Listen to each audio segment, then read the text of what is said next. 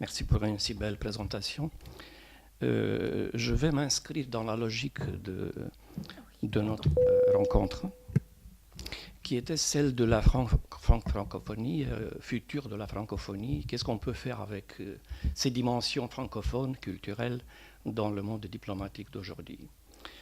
Et là, je m'arrête un peu sur ce que Mme Androula Michael nous a dit. Elle nous a lancé deux grandes questions. La première, qu'est-ce qu'on peut faire si on représente un petit pays dans ce grand courant culturel, ou bien culturel pas tout à fait francophone, mais on peut dire multilinguistique, global, etc. Est-ce qu'on se perd? Est-ce qu'on retrouve son identité? À mon avis, si on parle de culture et de grands courants, je ne crois pas qu'il y a des petits pays. Je crois que chaque pays a son identité culturelle et ses valeurs, et elle se doit de les promouvoir. Et c'est aussi le cas du Chypre, qui, je connais quelques-unes de ses valeurs littéraires et musicales. Quant à la deuxième question, elle est très très difficile. Qu'est-ce qu'on peut faire? Là, il y a plusieurs réponses. Si on parle de diplomatie culturelle, il faut parler tout d'abord des moyens par lesquels nous, les représentants de ces institutions culturelles, pouvons imposer la dimension culture dans la politique étrangère. Parce que la culture doit rester, et même doit devenir de plus en plus, une dimension essentielle. Il ne s'agit pas seulement des négociations, de faire la guerre ou pas faire la guerre, il s'agit de la paix.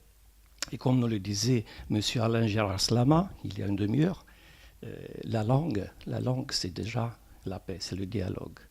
La culture, c'est la voie royale, je dirais, pour retrouver la paix.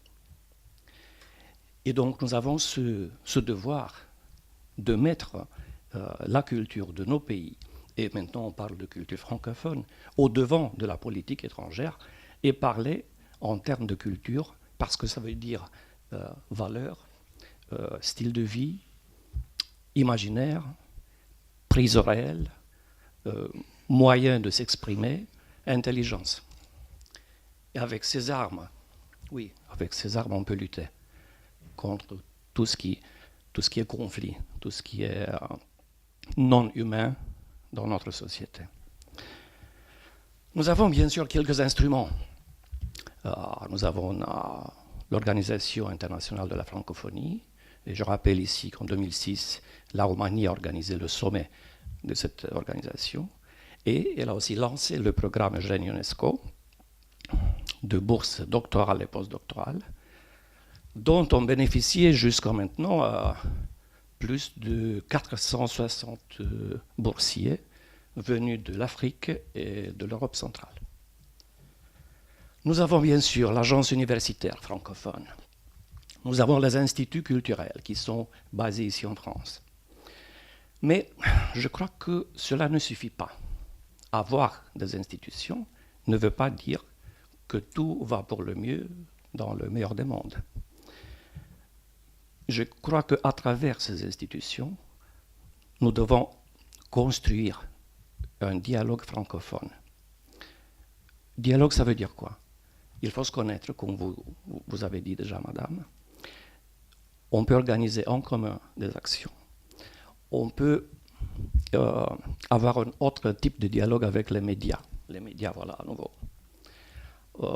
On peut amener le grand public vers nous, mais pas seulement chez nous, à l'Institut culturel roumain, mais on peut partager ces valeurs. On peut organiser ensemble des grands événements sous cette coupole de la francophonie. Donc je crois que le futur, pour terminer, et c'était là la question, la deuxième question, c'est quoi le futur? Je vois le futur dans la communication. On communique entre nous, par nos réseaux, on communique avec notre public, on est présent dans tous les réseaux et on construit ensemble. Je crois que le futur de la diplomatie culturelle francophone, c'est justement la communication. Merci.